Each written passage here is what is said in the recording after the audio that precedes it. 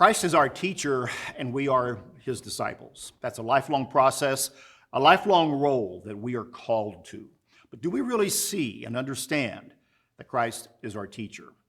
There's a story from the events in the morning after Christ's resurrection when the disciples came to the empty tomb, found the stone had been rolled back, and they were confused and not understanding what had happened. In John's account, the way he puts it here with Mary, who comes now to prepare the final preparations of the body, she finds an empty tomb and she's weeping, thinking that the body has been stolen, that they put her Lord's body someplace that she doesn't know.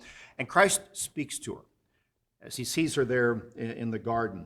And he said to her, "Woman, why are you weeping? Whom are you seeking?" And she thought that he was a gardener. And she said, "Well, if you've carried him away, tell me, please, where you've laid him, and I will take him away." In other words, I will take care of him. So she did not recognize Christ, the resurrected Christ, speaking to her at that moment. Then Jesus said something else. In verse 16 of John 20, Jesus said to her, "Mary." He uttered her name.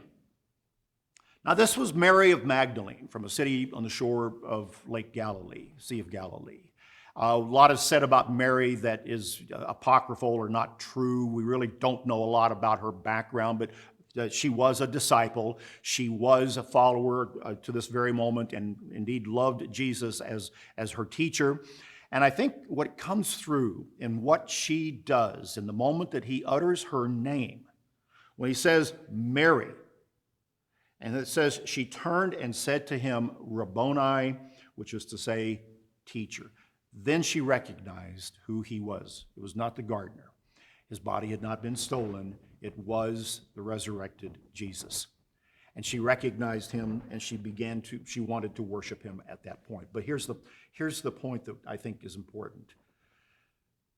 In this woman's life, it seems that perhaps the only person who had ever spoken to her, deep down in her heart, was Jesus of Nazareth. That's why she forsook all and followed him as a woman in that time, among the other women and the men, the disciples that were with Christ all the way to this point in time.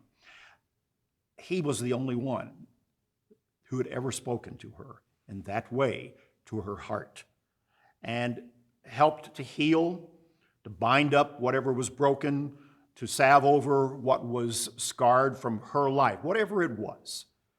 And that inspired her devotion. And in this moment, when he said her name, she knew who she was speaking to. You know, earlier in John 10 is the record of Christ saying that I am the true shepherd. My sheep hear my voice. In this occasion here, Mary, one of his disciples, one of the sheep, heard not only his voice, but his voice saying her name. And in a way that reached her heart. And then she recognized who he was. When we are a disciple of Jesus Christ, he speaks to us. We respond.